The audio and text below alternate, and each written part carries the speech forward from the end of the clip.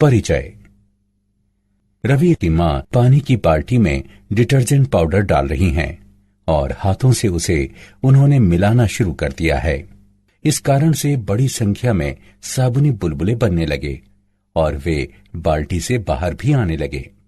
रवि इसे कौतूहल से देखता रहा और उसने अपनी मां से पूछा कि साबुनी बुलबुले क्यों बनते हैं, जबकि पानी के बुलबुले ऐसे तो नहीं होते।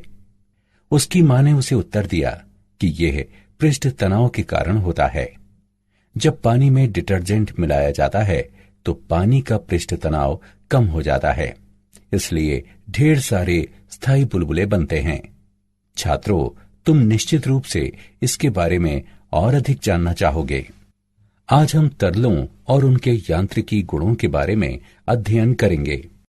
उद्देश्य।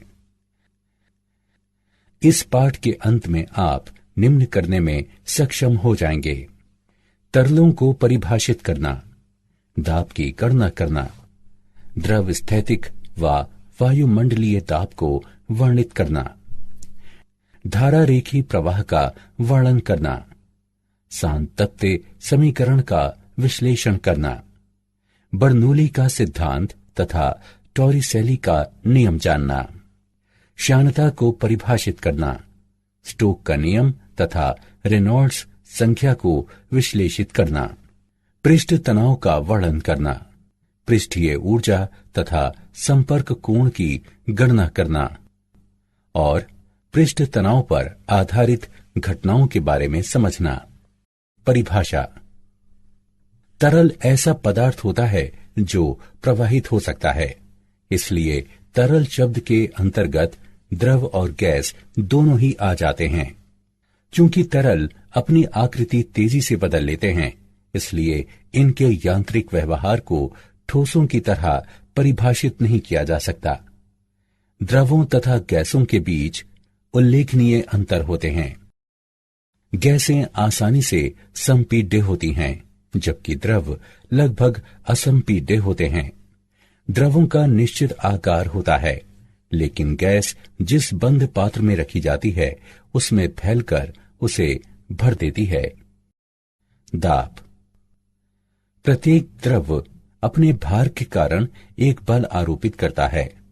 विरामावस्था में किसी द्रव द्वारा आरोपित किया जाने वाला बल द्रव द्वारा प्रति इकाई क्षेत्रफल आरोपित किए गए बल के रूप में परिभाषित किया जाता है। किसी द्रव द्वारा आरोपित बल संपर्क में द्रव के पृष्ठ के अभिलंबवत बल होता है। दाब बराबर बल बटे क्षेत्रफल यानी P बराबर F बटे A। इसका SI मात्रक न्यूटन मीटर प्रति वर्ग तथा विमीय सूत्र निम्न होता है।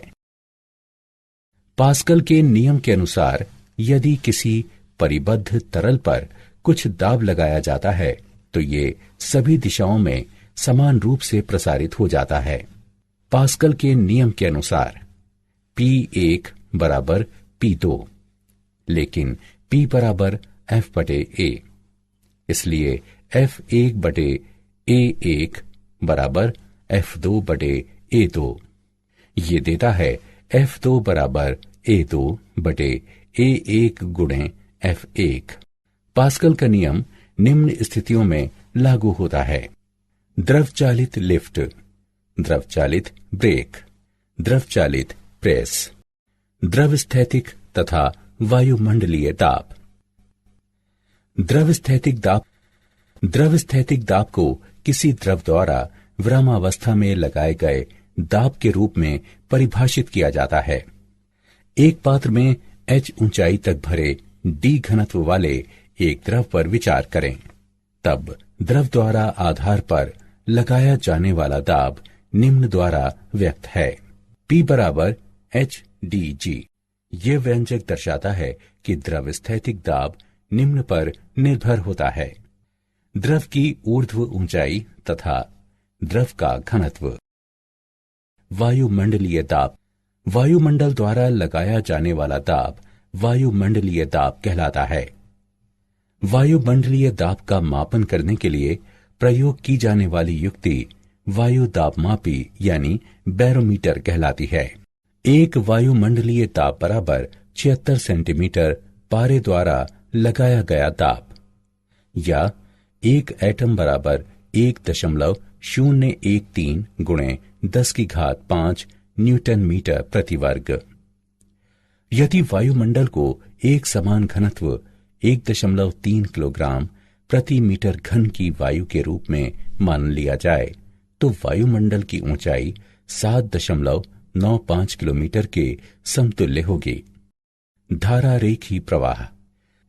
प्रवाह को अपरिवर्ती कहा जाता है यदि किसी बिंदु पर तरल का वेग समय के साथ परिवर्तित नहीं होता, और ये कथन सभी बिंदुओं पर लागू रहता है।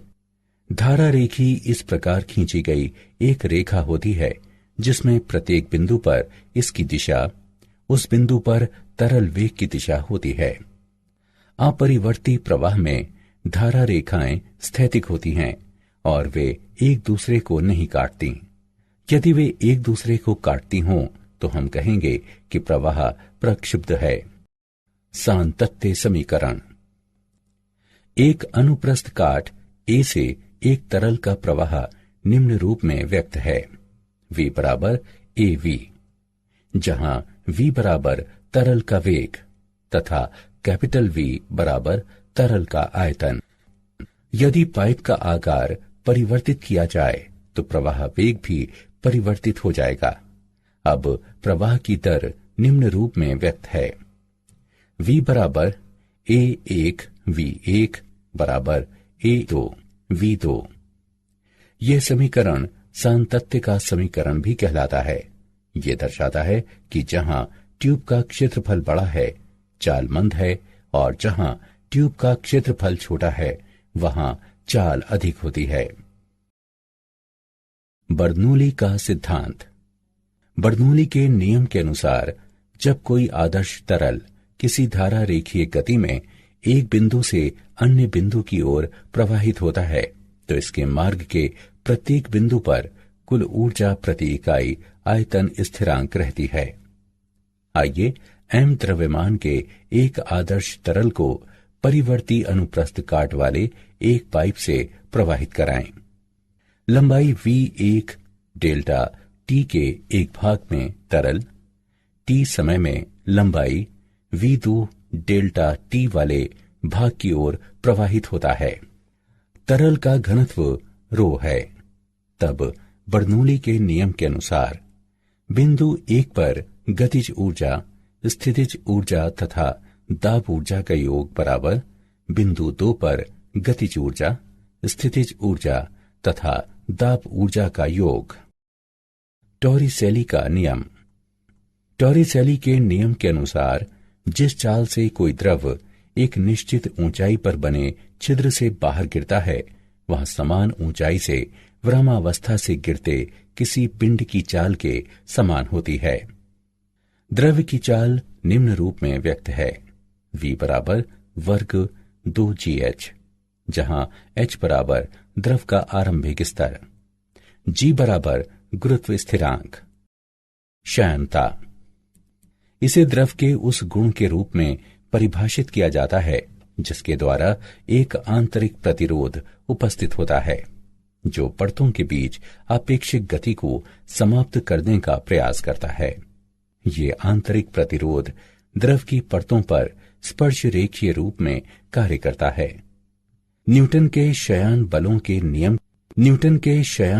के नियम के अनुसार किसी द्रव की दो परतों के बीच उपस्थित शयान बल संपर्क में दो परतों के क्षेत्रफल तथा परतों के बीच वेग प्रवणता के अनुक्रमानुपाती होता है। F a गुणे डेल्टा V बटे डेल्टा x के अनुक्रमानुपाती है। इस समीकरण को निम्न रूप में लिखा जा सकता है। F बराबर माइनस ईटा a गुणे डेल्टा V बटे डेल्टा x, जहां ईटा बराबर द्रव का श्यानता गुणांक है और ऋणात्मक चिन्ह दर्शाता है कि श्यान बल द्रव की गति के सीधे विपरीत है। इसका विमीय सूत्र निम्न है। स्टोक का नियम। स्टोक का नियम कहता है कि जब कोई गोलीय पिंड किसी शयान तरल के अंदर गमन करता है तो ये तरल की श्यानता के कारण अपनी गति के विपरीत एक बल का अनुभव करता है। ये विपरीत बल शयन बल कहलाता है। किसी विशेष क्षण में ये बल निम्न पर निर्भर करता है: माध्यम की शयनता के गुणांक पर, गोलीय पिंड की त्रिज्या पर, उस क्षण में गोलीय पिंड के वेग पर। बल ईटा त्रिज्या और वेग के अनुक्रमानुपाती होता है। उपरोक्त समीकरणों को सरल करने पर हम निम्न परिणाम प्राप्त करते हैं: F बराबर 6 पाई गुणे ईटा गुणे R गुणे V। उदाहरण: आइए स्टोक के नियम का एक उदाहरण देखें। 1 mm त्रिज्या की वर्षा की एक बूंद वायु में 2.4 मीटर प्रति सेकंड के सीमांत वेग से गिरती है। वर्षा की बूंद पर शयन बल की गणना करें। यदि वायु के लिए ईटा 2 गुणे 10 की घात -4 पॉइज है। आइए इसका हल देखें। दिए गए मान हैं: R बराबर 1 mm, जिसे 0.1 सेंटीमीटर के रूप में लिखा जा सकता है। V बराबर 2.4 गुणे 10 वर्ग सेंटीमीटर प्रति सेकंड। ईटा बराबर 2 गुणे 10 की घात -4 पॉइज। हम जानते हैं कि F बराबर 6 पाई ईटा RV। संबंधित मानों को उक्त समीकरण में रखने पर गणना करने पर हम पाते हैं कि F बराबर 9.05 गुणे 10 की घात -2 डाइन, जो 0.091 डाइन के बराबर है। अतः वायु में बूंद का शयन बल 0.091 डाइन है। रेनॉल्ड्स संख्या। क्रांतिक वेग का वो अधिकतम मान है जिस पर किसी द्रव का प्रवाह धारा रेखीय बना रहता है। एक ट्यूब में प्रवाहित होते द्रव के क्रांतिक वेग Vc का मान K गुणे ईटा बटे रो गुणे अल्फा के बराबर है। ये संबंध रेनॉल्ड्स का सूत्र कहलाता है। यहाँ ईटा बराबर श्यानता गुणांक, रो बराबर द्रव का घनत्व, अल्फा बराबर ट्यूब की त्रिज्या, K बराबर रेनॉल्ड्स संख्या। रेनॉल्ड्स संख्या K एक विमाहीन स्थिरांक है। उपरोक्त संबंध से यह स्पष्ट होता है कि किसी श्यानता रहित द्रव के लिए प्रवाह सदैव विक्षुब्ध होगा। श्यानता तरल का वो गुण है जो इसके प्रवाह को स्तरीय और अपरिवर्ती बनाए रखती है। पृष्ठ तनाव। पृष्ठ तनाव किसी द्रव का वो गुण होता है जिसके आधार पर इसका मुक्त पृष्ठ न्यूनतम पृष्ठीय क्षेत्र घेरने के लिए किसी खिंचाव युक्त लोचशील झिल्ली की तरह कार्य करता है। पृष्ठ तनाव का बल द्रव के मुक्त पृष्ठ पर खींची गई एक काल्पनिक रेखा पर बल प्रति इकाई लंबाई के रूप में परिभाषित किया जाता है, जो इसकी लंबाई के अभिलंबवत तथा द्रव पृष्ठ के स्पर्श रेखीय होती है। T बराबर F/L। द्रव के मुक्त पृष्ठ के निकट एक अत्यंत पतली परत जिसकी मोटाई आणविक सीमा के बराबर होती है, इसकी पृष्ठीय परत कहलाती है। पृष्ठीय ऊर्जा तथा संपर्क कोण। पृष्ठीय ऊर्जा को पृष्ठीय परत का एकक पृष्ठीय क्षेत्रफल बढ़ाने में किए गए कार्य की मात्रा के रूप में परिभाषित किया जाता है। पृष्ठीय ऊर्जा किए गए कार्य को क्षेत्रफल में वृद्धि से विभाजित करके प्राप्त की जाती है। इसका SI मात्रक जूल प्रति मीटर वर्ग होता है। T पृष्ठ तनाव वाली एक पृष्ठीय परत पर विचार करें। F तार AB पर बाह्य दिशा में परत का पृष्ठीय क्षेत्रफल बढ़ाने के लिए लगाया गया बाह्य बल है। तब परत की पृष्ठीय ऊर्जा निम्न होगी। हम जानते हैं कि S बराबर W बटे डेल्टा A। इससे S बराबर T का परिणाम प्राप्त होता है। ये दिखाता है कि किसी द्रव की पृष्ठीय ऊर्जा द्रव के पृष्ठ तनाव के आंकिक रूप से समान होती है। किसी ठोस पृष्ठ तथा किसी द्रव पृष्ठ के बीच संपर्क का कोण द्रव के मुक्त पृष्ठ पर संपर्क के बिंदु पर जहां ठोस पृष्ठ द्रव के संपर्क में होता है खींची गई स्पर्शज्या द्वारा बने कोण के रूप में परिभाषित किया जाता है। ये थीटा द्वारा प्रदर्शित किया जाता है और निम्न पर निर्भर होता है: ठोस पृष्ठ की स्वच्छता, ठोस पृष्ठ तथा द्रव की प्रकृति तथा मुक्त पृष्ठ के ऊपर माध्यम। पृष्ठीय तनाव पर आधारित घटनाएं। एक सुई पानी पर तैरती रह सकती है। कांच की छड़ का सिरा गर्म करने पर गोल हो जाता है। पारे की छोटी बूंदें गोलीय लेकिन बड़ी बूंदें चपटी होती हैं। स्प्रे करने से प्रशीतन हो जाता है। कपूर पानी पर नृत्य करता है। मूल्यांकन।